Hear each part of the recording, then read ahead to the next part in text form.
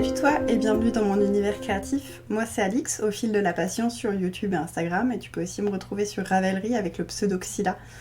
Aujourd'hui, on est le 11 septembre et je vais commencer par te parler de ce qui m'a énormément occupée courant août, presque tous les soirs depuis 2 semaines en tout cas, de sûr. C'est ma broderie au point de croix dont je t'ai déjà parlé et qui du coup a pas mal avancé quand même. Je te mettrai une petite image de ce à quoi elle ressemblait du coup la dernière fois que j'ai tourné, donc début août.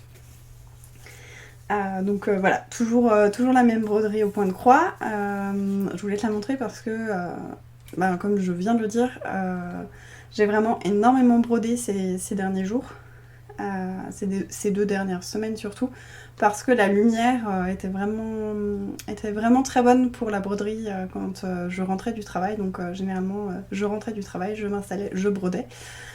Du coup, j'ai brodé presque 1h30, 2 heures par jour pendant plusieurs jours d'affilée. Donc j'ai commencé à attraper des douleurs dans la main à force de tenir le tambour. Donc je le tiens de la main gauche, et à force d'être crispée dessus, j'ai commencé à avoir des douleurs, et j'ai décidé d'investir dans un support donc, que je peux te montrer là, donc, qui est un support pour faire de la broderie, et en accrochant le support à une table. Donc il y a plusieurs parties. Donc il y a le tambour qui est assez large, qui derrière est relié à un morceau de bois, donc, où on peut changer l'angle, qui lui ensuite va aller dans le support qui va sur la table. Donc on peut régler la hauteur ici, on peut régler l'angle ici, et là on peut régler en fonction de l'épaisseur de la table sur laquelle on veut le fixer. Je me suis dit, je tente, j'achète ça, je verrai bien si ça m'aide ou pas, parce que si ça m'aider, oui, ça dans tous les cas ça allait m'aider, vu que là je n'ai pas besoin de tenir le tambour. Mais j'étais pas certaine que ça me convienne en fait de broder de cette façon-là. Et en fait, j'adore ça. Je trouve ça vraiment très pratique. Ça me recule aussi de ma table. J'ai tendance à me tenir mieux. Et j'ai juste dû un peu changer la façon dont je mets mon modèle, parce qu'avant je l'avais à plat sur mon bureau, et maintenant, vu que j'ai ça assez en hauteur et que je veux pas toujours le bouger, ainsi de suite, ça me va plus d'avoir le modèle à plat sur le bureau, donc je le mets sur un... Alors j'ai étrié en tête, c'est pas du tout le bon mot. Sur un lutrin. Je crois que c'est lutrin.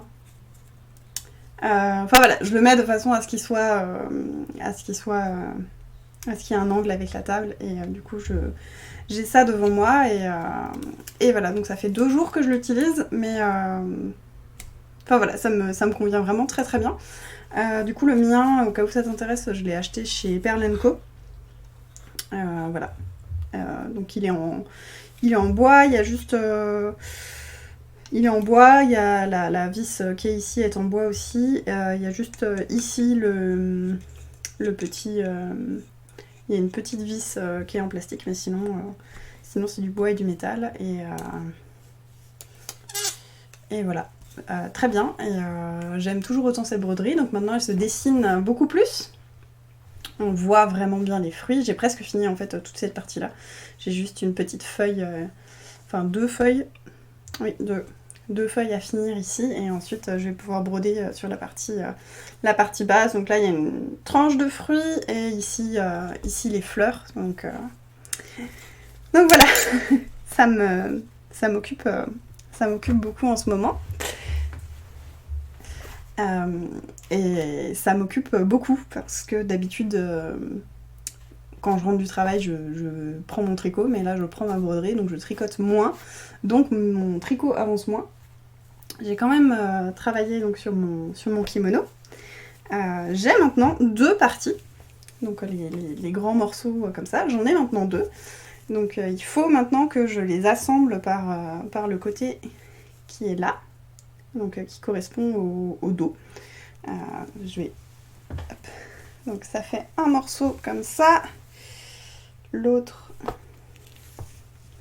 comme ça. Donc il faut que je fasse la couture dans le dos. Ensuite je vais relever donc toutes les mailles à partir du bas ici pour faire tout le col. C'est faire juste quelques centimètres de côte. Ensuite je vais pouvoir coudre sous les bras. Et une fois que j'aurai cousu sous les deux bras, je vais relever toutes les mailles en bas pour pouvoir faire la large bande de bord-côte qui se situe sur le bas et faire les finitions. Faire les quelques petites brides au crochet pour pouvoir faire les boutonnières et puis il sera fini. Donc il me reste quand même pas mal de temps de tricot dessus.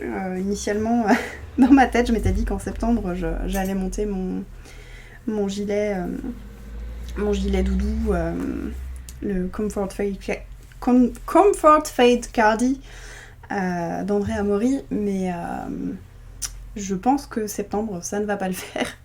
Parce que j'aime vraiment beaucoup trop faire de la broderie en ce moment et du coup le tricot passe un peu au second plan, enfin qu'à moitié au second plan parce que je me suis engagée sur un test pour Sofiana de So Tricot qui est un test chaussette que je stocke dans ce petit pochon trop mignon tout simple avec un cyanotype, donc de nouveau un pochon qui vient de chez Laisse Filer.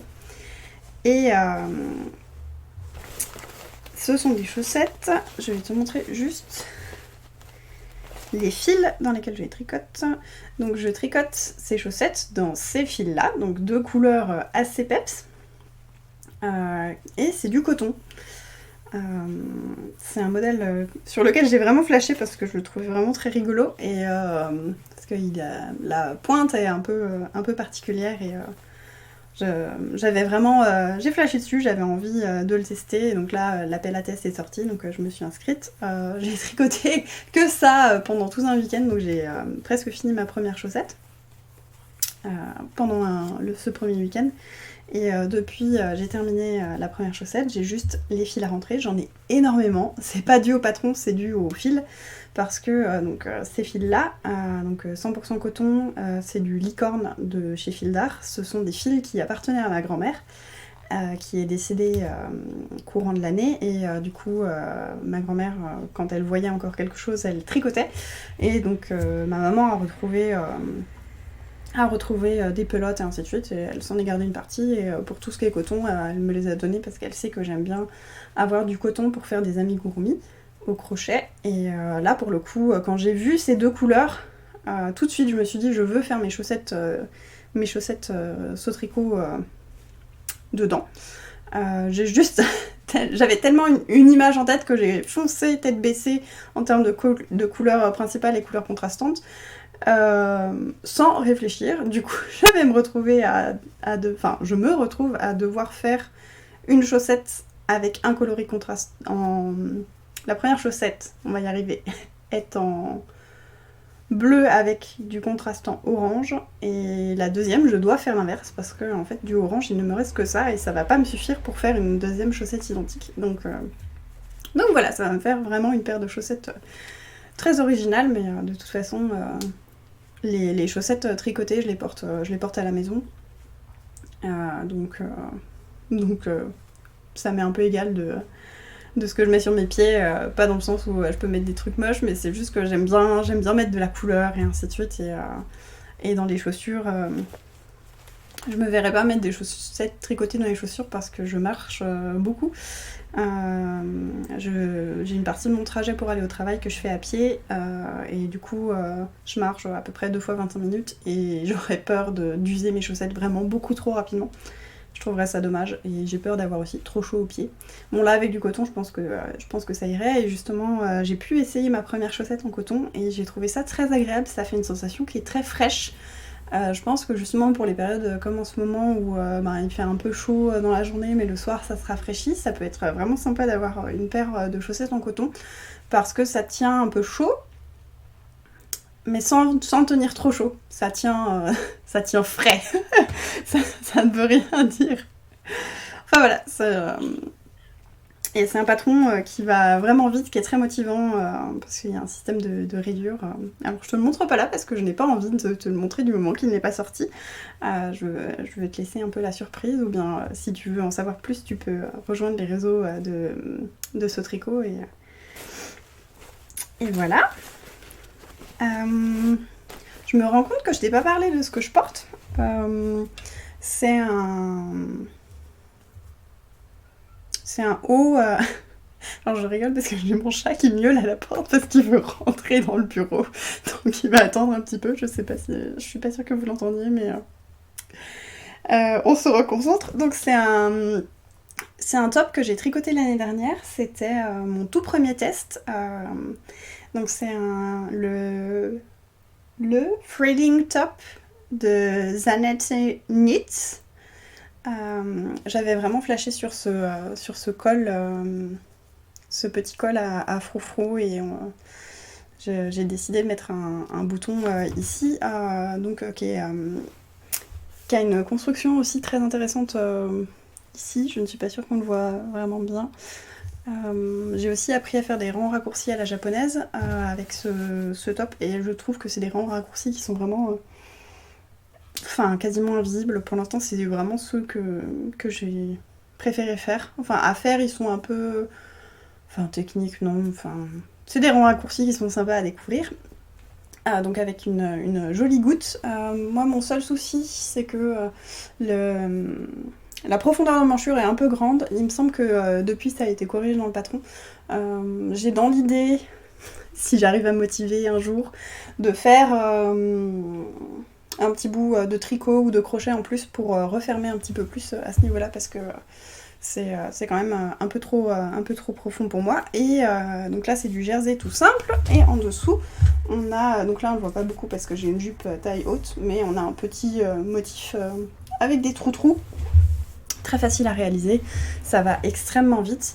Et je l'ai tricoté dans un mélange, dans une laine qui s'appelle... Donc c'est la base Duchesse de chez Le Chat qui tricote, en coloris émeraude, donc qui est un vert émeraude très très nuancé. Et c'est 50% mérino, 50% soie. Donc je ne le porte pas en été parce que sinon moi j'ai vraiment beaucoup trop chaud avec, mais là aujourd'hui il fait pas très froid, mais il fait pas très chaud non plus, il fait pas très beau, donc c'est pour ça que la lumière est un peu bizarre et assez changeante aussi. Mais voilà, c'est un petit top que j'ai adoré tester. J'ai vraiment beaucoup aimé les échanges aussi avec la créatrice, parce que vu ma morphologie, j'avais un souci à l'arrière. J'ai recommencé le col 2 fois et à chaque fois c'était trop, ça baillait, et ainsi de suite, et j'en ai discuté avec elle. Et elle m'a dit que ça venait sûrement de mes mesures par rapport à mon tour d'épaule et mon tour de cou et ainsi de suite. Et elle m'a proposé des modifications qui ont marché tout de suite.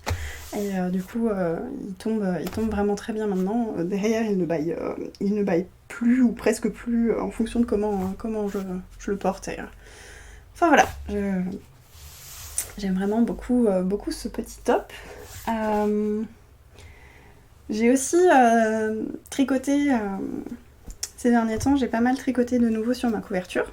Ce matin, j'ai fini mon dernier hexagone, alors pas le dernier, mais j'ai fini mon dernier hexagone avec une bordure. Donc maintenant il me reste 9 hexagones à faire, mais du coup juste l'hexagone sans la bordure.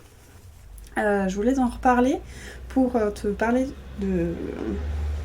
C'est une répétition qui est pas très jolie. Pour te montrer l'importance de quand on parle de bloquer un jacquard ou de laver et que le rendu est totalement différent. Donc là, c'est un hexagone que je n'ai pas encore lavé. Et là, c'en est un que j'ai lavé. Alors, c'est pas évident à une main parce que justement, la souplesse ici, celui-ci est un peu plus souple, mais surtout, on voit que ça n'a pas du tout la même tête. Celui-là paraît tout petit, tout rabougri. Le jacquard est beaucoup plus irrégulier, un peu plus en relief, alors que ici c'est vraiment lissé,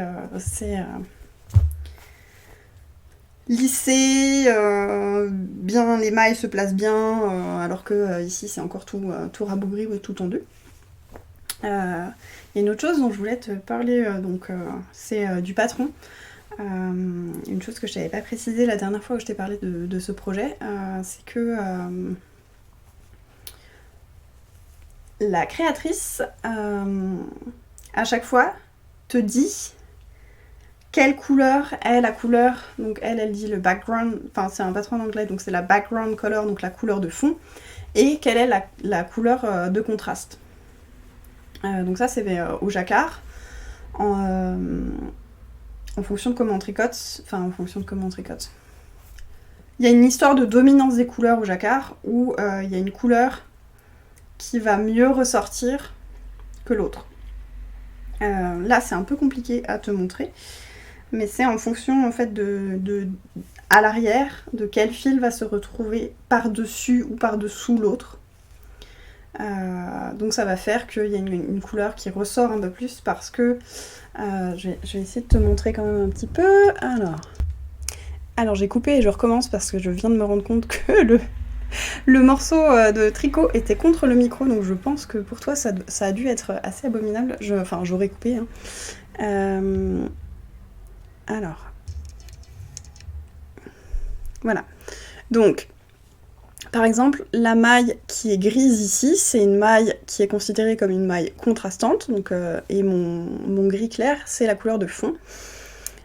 Cette maille grise ressort un peu plus du tricot, en termes de relief, elle sort un tout petit peu. Alors je pense que ça ne se verra peut-être pas trop, on le voit peut-être un petit peu, que en fait tous les rangs qui sont en contrastant sont... tous les rangs en contrastant, enfin toutes les mailles contrastantes sont un petit peu comme en relief par rapport au fond. C'est dû du coup à la façon dont derrière c'est fait. Le fil de la couleur de fond passe au-dessus de tous les autres. Donc ça a tendance à pousser un petit peu la maille. Je sais pas si on peut vraiment dire que ça comme ça, je pense que c'est pas très clair, mais en fait c'est que souvent on entend parler... Alors je sais pas... Souvent on entend parler de tenir un fil dans la main droite, tenir un fil dans la main gauche.